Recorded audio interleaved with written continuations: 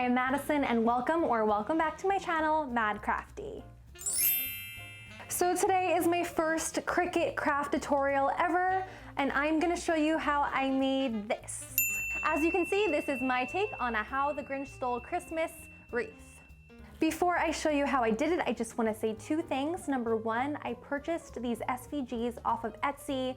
I bought them from someone, so I did not include them in the Cricut Design Space file in the link below. So if you want to get those yourself, go onto Etsy. I can link the exact link.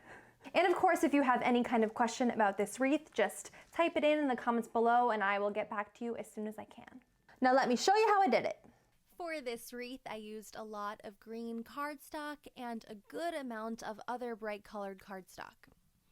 I have a 16-inch wreath form here, and I'm going to wrap it in some silver mesh I got from the Dollar Tree for my base. But if you have something you'd rather wrap yours in, that's totally fine too. We just need a base for the hot glue to adhere to. So now you're going to jump on to Design Space and type wreath in the project's search bar. Scroll until you find the Holly Berry Wreath. You're going to click on that and then click on Customize. Now I am just ungrouping this little mistletoe section over here so I can adjust the colors. I am just swapping out for white and a brighter green. Now I am duplicating these leaves over here and I'm just adjusting them to make them a little bit bigger so I have some variety. So the Cricut has cut all of my pieces and now I'm going to put them together. For the big leaves, you just want to add a dab of glue or glue dots if you prefer those and layer them just like that. These little leaves simply get put on top of each other. For this one, you're going to roll it, and I didn't even use glue to keep it together in the end. Those little circles fit in the slots, and these white ones are the same as the red ones. Once everything's done, you're going to start with your big leaves. Make sure they're all going in the same direction, and all I'm doing is layering them on top of each other and filling the gaps with a hot glue gun.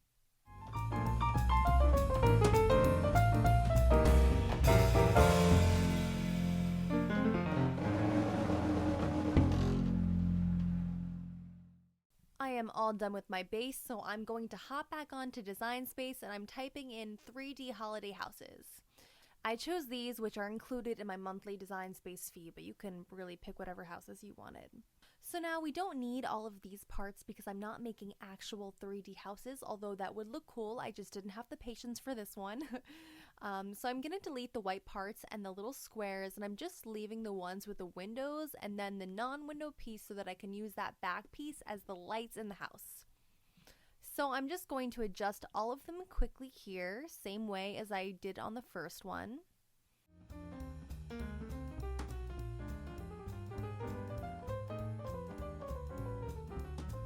Now I'm going to select all and duplicate, making them a bit larger, and then duplicating again and making another set that's a bit smaller. I will not be using all of these houses, but I always like to have options.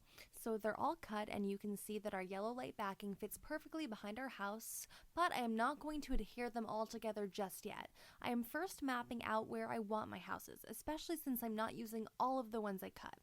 And then once I'm happy with the way it looks, then I will glue only those houses together. And once I've done that, I'm going back in again to map out exactly where I want my Whoville houses to be. And then I carefully remove the wreath and quite literally glue them together as is, so that I'm just working with one big piece. I then flipped my wreath around, and however you want to do it, I used hot glue. You want to glue that whole section onto one side. And then you want to repeat the same process for the other side of the wreath. So here is what we're working with now. Next, you're going to take out those mistletoe and berry embellishments and start gluing them wherever you see fit. Don't skip this step.